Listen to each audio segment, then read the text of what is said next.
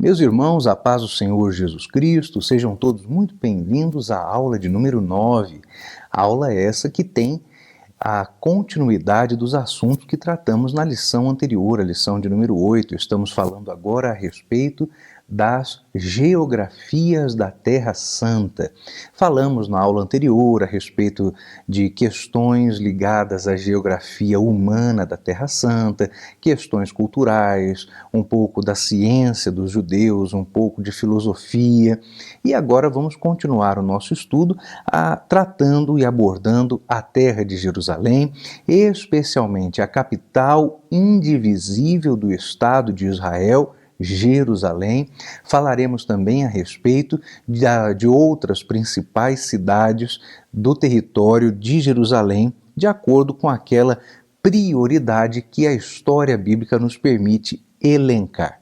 Então sejam todos bem-vindos à aula de número 9, Geografias da Terra Santa. O justo nacionalismo judeu e o disparate ideológico palestino fazem de Jerusalém um problema político praticamente insolúvel. Os judeus reivindicam o direito à cidade, o que lhes é garantido biblicamente através da promessa de Deus ao povo de Israel.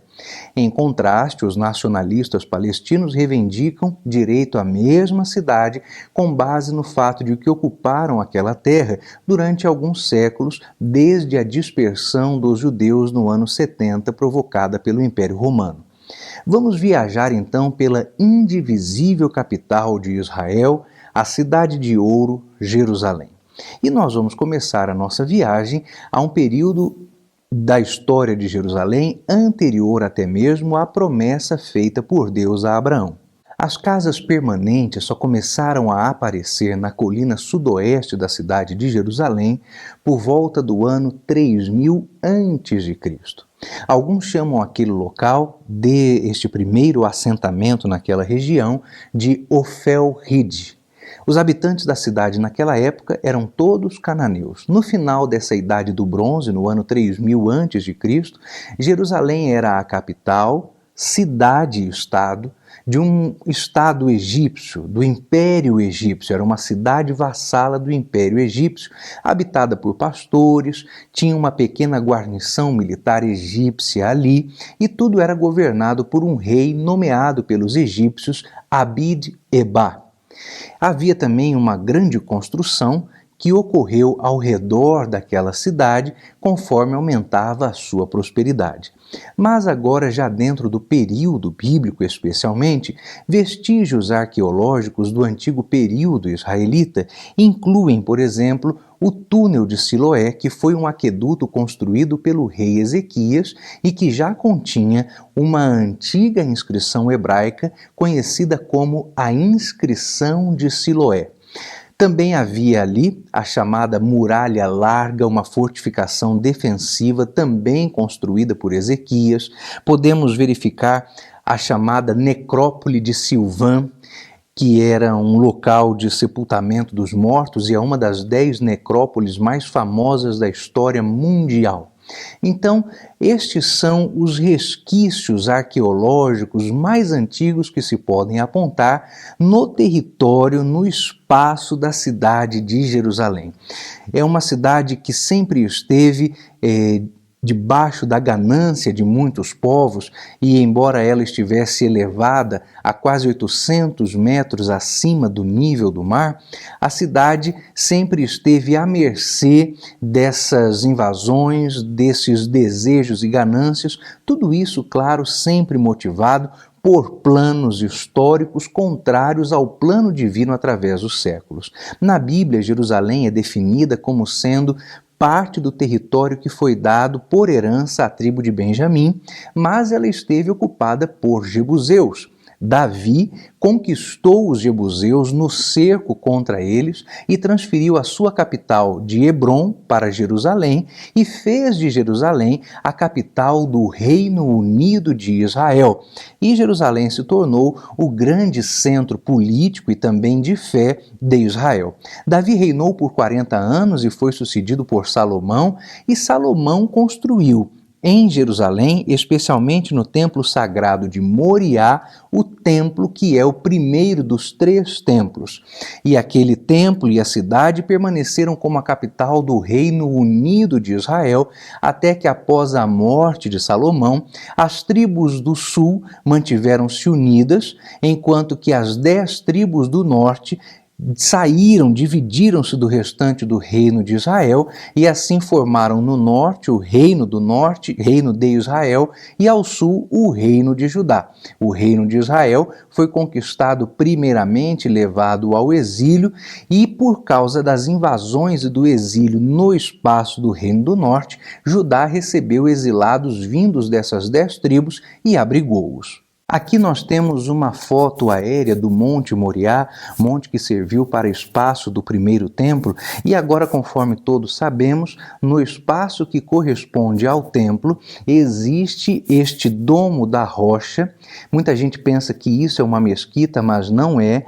Este domo da rocha é que está dentro de uma mesquita chamada Mesquita de Omã, e aqui dentro do domo da rocha existe uma pedra que é adorada pelos muçulmanos, o que na ideia deles faz desse lugar um recanto sagrado, e para tentar equacionar as coisas, se faz da cidade de Jerusalém uma cidade internacional, um território internacionalizado, mas no final de tudo, quem é responsável por qualquer coisa acontecida aqui de boa ou ruim, sempre é Israel. Por isso que Israel tem que tomar conta mesmo daquela terra, porque se qualquer coisa é culpa de Israel, então que Israel tome conta. Afinal de contas, esta é uma propriedade dada por Deus aos judeus. No ano 538 a.C., o rei persa Ciro o Grande convidou os judeus da Babilônia a que retornassem a Judá para reconstruir o seu templo.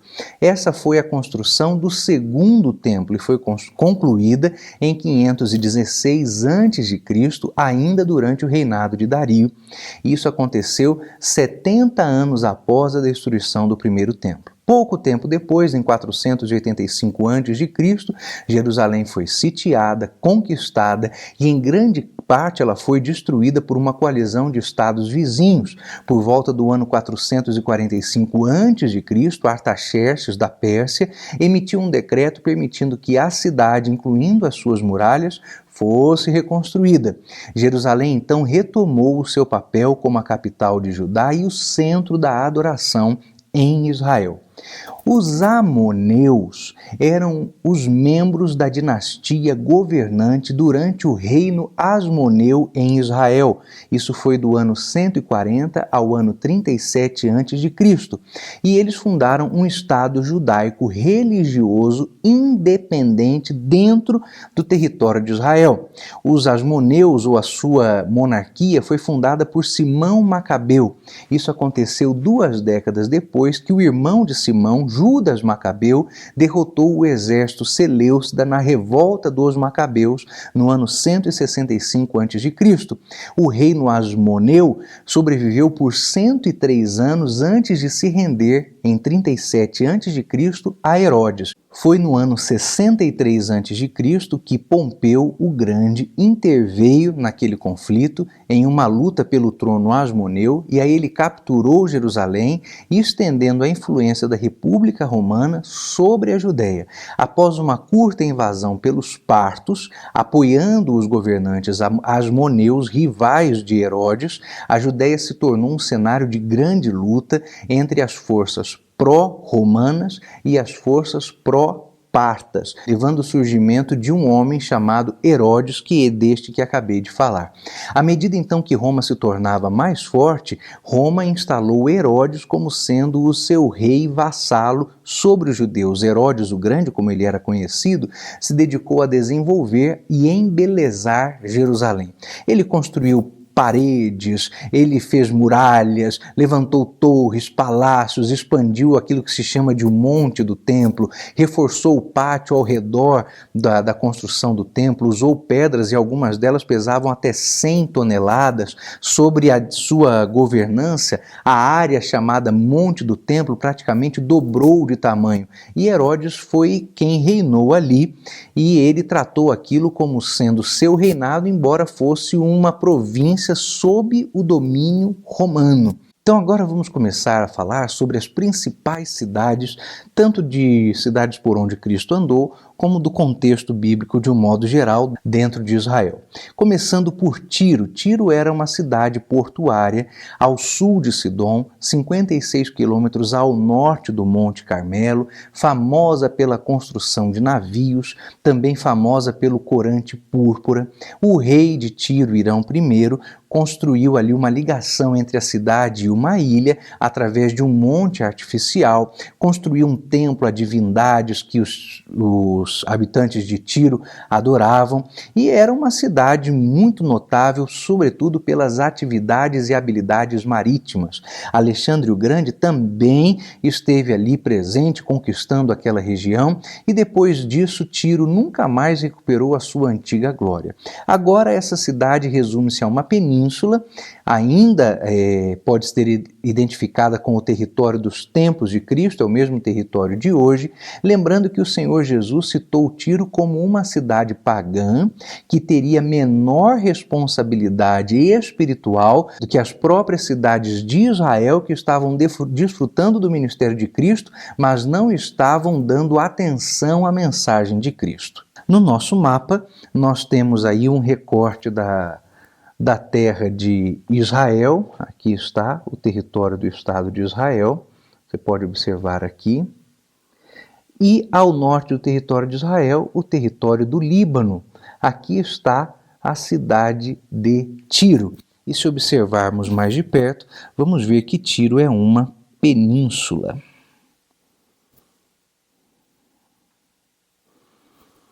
Aí está, esse é o território da cidade de Tiro. A próxima cidade a respeito da qual nós vamos falar é Cesareia de Filipe. Cesareia de Filipe é uma linda localidade no sopé do Monte Hermon, construída sob a fonte principal do Rio Jordão. Trata-se de uma aldeia com um templo de mármore que foi dedicado a César Augusto e erguido por Herodes. Filipe, o tetrarca, mais tarde deu a essa cidade o nome de Cesareia. A adição de Filipe tinha a finalidade de distinguir esta Cesareia da Cesareia costeira. Existe uma rocha alta perto da cidade e pode ser que o Senhor Jesus estava olhando para esta rocha quando falou a respeito da igreja. Cesareia de Filipe se destaca porque foi aqui que Pedro fez a sua famosa declaração de Mateus capítulo 16. Então vamos em nosso mapa, saindo de Tiro, no território do Líbano, para o território ou a localização da cidade de Cesareia de Filipe, que fica perto do Monte Hermon. Aí está o Monte Hermon, dentro do território de Israel, onde nasce o Rio Jordão. A cidade de Cesareia de Filipe fica então localizada perto da principal fonte que compõe o sistema hidrográfico das nascentes do Rio Jordão. Daqui nós vamos para Cafarnaum. Continue observando o nosso mapa, estamos bem no extremo norte do território e aqui nós vamos direto para Cafarnaum, pertinho do mar da Galileia. Cafarnaum, a cidade do Senhor Jesus, e vamos deixar o nosso mapa aqui, porque depois de Cafarnaum nós vamos a outra localidade que está um pouco mais ao norte, perto do mar da Galileia também. Cafarnaum é uma cidade situada na praia nordeste do mar da Galileia. É a sede da coleta de impostos de um certo centurião, Mateus capítulo 8, 5, e pode significar que houvesse ali um posto militar romano. Jesus usou essa cidade como base para suas atividades por algum tempo, até que ela foi a ser reconhecida como a casa de Cristo, Mateus capítulo 9, e ela foi condenada por Jesus por causa da sua falta de fé. De Cafarnaum nós vamos a Betsaida, que é uma das aldeias na praia norte do mar da Galileia. Então, perto do Rio Jordão, aqui está o Rio Jordão entrando no mar da Galileia, Betsaida ficava por aqui. O nome dela em aramaico tem o sentido de a casa de pesca e é a cidade de André, Pedro e Filipe. Foi aqui que o Senhor Jesus curou um homem cego no capítulo 8 de Mateus. Saindo daqui, vamos para Nazaré. Nazaré em Israel era onde moravam os pais do Senhor Jesus Cristo. Lucas capítulo 1 conta isso. O território de Nazaré foi chamado, Jesus foi chamado de Jesus de Nazaré por causa desse território, e quando Jesus pregou ali, o povo quis matá-lo. Nazaré estava situada em um alto vale entre as colinas de Esdraelon, a parte do vale que fica a 400 metros acima do nível do mar. Ela está bastante próxima de diversas rotas comerciais, inclusive da estrada que, descendo de Damasco, na Síria, ia até o Egito. Era uma região, portanto, pela qual viajavam as legiões romanas e rotas comerciais também.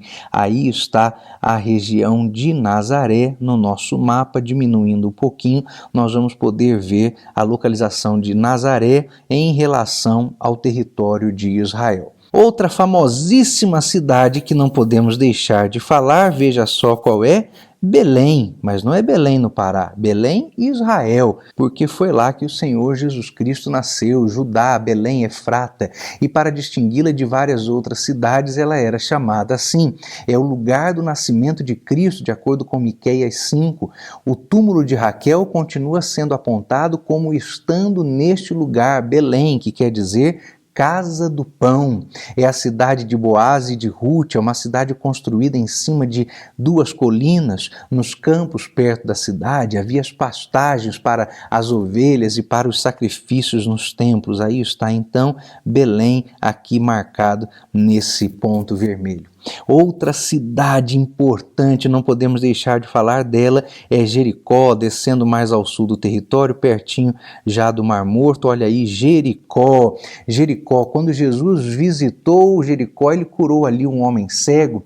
Zaqueu encontrou-se com Jesus ali. Jericó era uma cidade de palmeiras, era uma espécie de oásis no meio de uma região desértica. A cidade, no Novo Testamento, foi construída por Herodes, e Herodes teve ali um palácio de inverno com jardins ornamentais perto dos famosos bosques de palmeiras, e na floresta do Vale do Jordão ele costumava caçar. Aí está então Jericó e a sua localização no mapa de Israel. Agora nós vamos sair da Palestina e vamos para a região da Anatólia, na Turquia, e lá nós vamos falar a respeito das 7 cidades para as quais o Senhor Jesus endereçou correspondência através de João no livro do Apocalipse. Saindo daqui da região da Palestina, nós vamos para a região da Turquia, que é esse retângulo aqui. Então aí está um mapa bem menor: a África, a terra da Palestina e a Turquia aqui, onde estão as igrejas para as quais Cristo endereçou correspondência. E nós vamos começar pela cidade de Éfeso. Aí está a cidade de Éfeso, dentro do território da Turquia. Diminuindo um pouquinho o mapa, era uma cidade muito famosa, e ela era famosa por causa do templo erigido nela em homenagem a Diana. E por muitos anos Éfeso foi o centro comercial da Ásia, porque estava ligada a várias rotas comerciais. Paulo também visitou essa cidade na volta de Corinto, no caminho para Jerusalém, na segunda viagem missionária. Aqui ele deixou Áquila e sua esposa Priscila, e na terceira viagem ele ficou em Éfeso durante 3 anos, e foi um trabalho muito abençoado. Também em Mileto, Paulo encontrou-se com os presbíteros de Éfeso. Foi uma reunião muito marcante, muito emocionada entre eles. Em Éfeso, Paulo deixou Timóteo encarregado da igreja, e ele teve que tratar das questões dos ensinos dos falsos mestres. Você pode ler 2 Timóteo 4. Alguns anos depois, o apóstolo João estava como bispo da igreja de Éfeso. E provavelmente a igreja de Éfeso tinha cerca de 40 anos de atividades quando João, preso em Patmos, teve a visão do Apocalipse. Havia então já uma nova geração naquela igreja. Os filhos já não tinham o mesmo entusiasmo que os seus pais. Por isso João escreve, ou Cristo manda que ele escreva: deixaste o primeiro amor. Deus viu que a igreja ficou firme contra os que queriam se acomodar no mundo, mas ele não queria só isso. Cristo queria aquela igreja de volta ao primeiro amor. Outra cidade importante é Esmirna. Aqui está Éfeso e daqui nós vamos para Esmirna. Esmirna fica à margem do mar Egeu. É um porto natural, é um vale muito próspero e era uma cidade muito bonita e muito bem planejada. O mar Egeu é esse pelo qual se navega da Turquia até a Grécia. Então aqui estamos em Esmirna, era uma cidade que reviveu, porque 700 anos antes do período do Novo Testamento, ela tinha sido destruída e foi reconstruída por Alexandre o Grande. Jesus refere-se a si mesmo como aquele que esteve morto e tornou a viver, tal qual a cidade foi ressuscitada. Policarpo provavelmente foi o bispo de Esmirna, ele era discípulo de João, foi martirizado no ano 155 depois de Cristo. Por isso a palavra de Deus para os crentes naquela cidade era: ser fiel até a morte, dar-te-ei a coroa da vida. Os cidadãos poderiam lembrar de duas coisas aqui. Atrás da cidade havia uma colina sobre a qual construíam-se prédios muito importantes. Este lugar foi chamado de Coroa de Esmirna. Ou eles poderiam pensar também que a coroa era aquela que aludia à dada aos vencedores nos jogos atléticos. De Esmirna vamos para Pérgamo, que é a atual cidade de Bérgamo, com B, Bérgama, na Turquia. Aliás, não é muito distante não da região de Esmirna. É um centro tradicional do Império Romano na Turquia, era uma cidade administrativa, era um centro religioso também, e muitas pessoas vinham para lá para adorar o deus da medicina, Asclépio. Era um lugar onde havia um culto a Satanás, provavelmente uma alusão à posição oficial de Pérgamo como centro de religião imperial. Além disso, o deus Asclépio foi adorado na forma de uma serpente, que é o símbolo de Satanás para nós, os servos de Deus.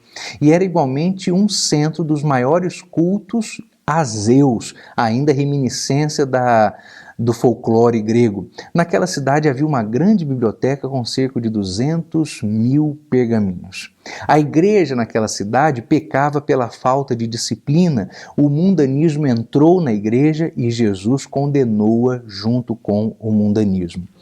De Esmirna vamos para a cidade de Tiatira, que agora se chama Aquisar. Aí está, Aquisar, que corresponde ao território bíblico de Tiatira. Aquisar, hoje Aquisar, Tiatira, era uma cidade de menor importância aos olhos dos homens, mas a carta mais comprida foi designada a ela.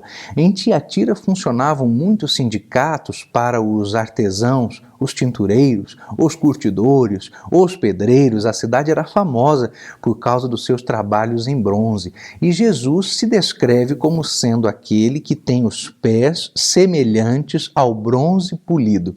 Era difícil aos crentes melhorarem na vida sem pertencer a um destes sindicatos. Mas lá eles seriam obrigados a adorar o Deus do sindicato, oferecer sacrifícios a esse falso Deus. É de lá a mulher Jezabel, que achou que não era necessário afastar-se tanto assim da sociedade para servir a Deus em pureza. E para poder fazer parte dessas associações, era preciso entender as coisas profundas de Satanás, servindo em cultos pagãos, satânicos. Então esse era o desafio espiritual em Tiatira. De Tiatira nós vamos para a cidade de Sardes. Sardes é uma cidade estratégica. Várias estradas se encruzilhavam próximo à cidade, ela era construída numa rocha e era uma fortaleza praticamente impenetrável. Mas ao menos 2 vezes ela foi atacada por falta de vigilância. A igreja também tinha essa mesma característica, era acomodada. Não estava sendo perseguida, gozava de paz, mas a paz era como a paz de um cemitério, porque era uma paz própria de lugares mortos, sem vidas. Aí uma foto de ruínas arqueológicas da cidade de Sardes. Dali vamos para Filadélfia, atual Alesir, situada numa área fértil. Deixa eu colocar o nome da cidade aqui. Alaceir é a atual cidade, é o nome atual de Filadélfia, situada em uma região muito fértil. Era uma terra famosa por causa dos terremotos, e por causa desses terremotos muita gente morava fora da cidade em fendas, achava mais seguro, até que veio um imperador e fortificou aquela cidade. De Filadélfia nós vamos para a cidade de Laodiceia, chamada de Esquihissar, também na Turquia, e era uma outra encruzilhada de rotas comerciais muito importante. Era também uma cidade bancária, uma cidade para troca de moedas, e ela produzia uma lã muito especial que é chamada a lã negra. Era uma cidade com suprimento de água permanente, e a água vinha de fontes termais que ficava a certa distância do perímetro da cidade, provavelmente chegando morna até a cidade.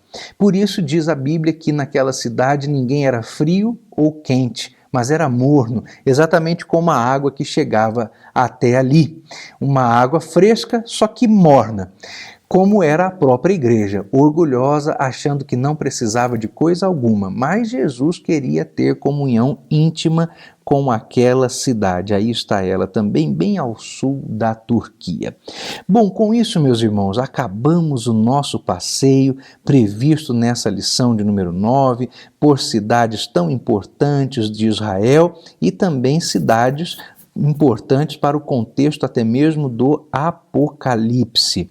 Estamos chegando ao final da nossa aula, ao final da nossa matéria. Na próxima lição de número 10 nós vamos tratar a respeito das viagens missionárias do apóstolo Paulo, 3 mapas bem interessantes para nós consultarmos, e em nome de Jesus nos veremos na nossa próxima aula, se Deus assim nos permitir.